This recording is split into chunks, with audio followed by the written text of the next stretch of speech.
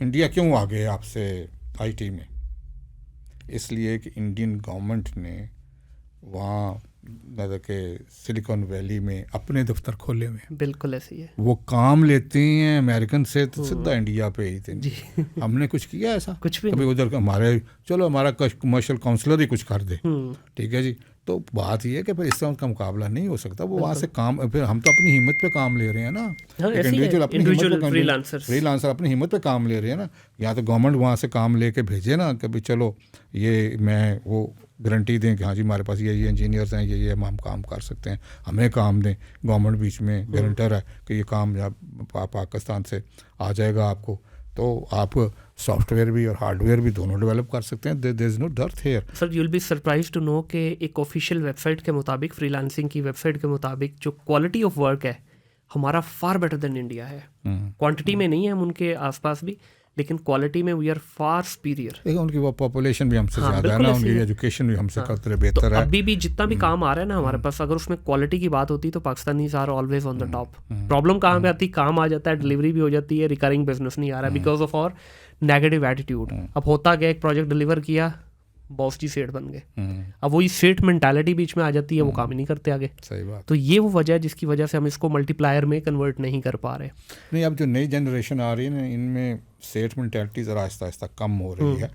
क्योंकि जो हमारे लोग थे, ऑब्वियसली जब नया नया पाकिस्तान बना तो वो सेठ भी बने, सरदार भी बने, ज़मीनें भी उनको मिल गई, जो उधर बंटवारे में इधर आकर ज़मीनें मिली। अब जो बच्चा है ना जी, वो इन चीज़ों में अब इंटरेस्टेड नहीं है कि मैं सरदार बन जाऊँ, मैं खड़पैंचू बन जाऊँ। वो यही कहता है कि भाई कोई काम करें, ठीक है। वो ठीक है, बीच में नलायक भी होते हैं, उनकी हम बात नहीं कर रहे, वो हर माशरे में होते हैं जो पैरासाइट्स होते हैं।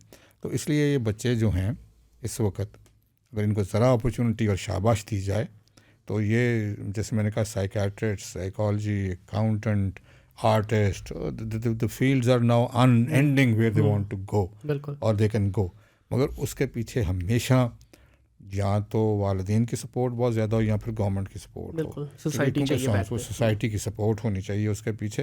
And I am a firm believer कि पाकिस्तान अगर एक सही पटड़ी पे चढ़ जाता है तो अगले 15-20 सालों में इनके साथ मुकाबले पे उतर आएगा। मगर हैविंग सेड दैट, सबसे पहले हमें अपने अंदर को ठीक करना है। बिल्कुल ऐसे ही। मैं आज आपके पॉडकास्ट पे पहली दफ़ा ये कहने लगा हूँ कि हमारे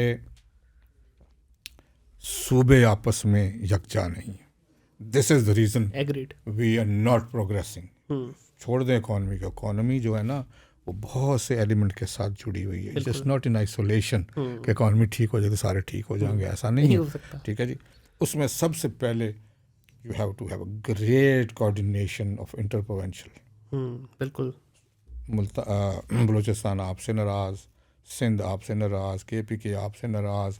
सो जब तक आप इंटरनली स्ट्रॉन्ग नहीं होंगे, आपको एक्सटर्नल हमले जो हैं वो इतने तंग नहीं करेंगे। एक्सटर्नल हमले क्या हैं? वो नहीं चाहते कि आप तरक्की करें। International establishment doesn't want Pakistan to be a prosperous country.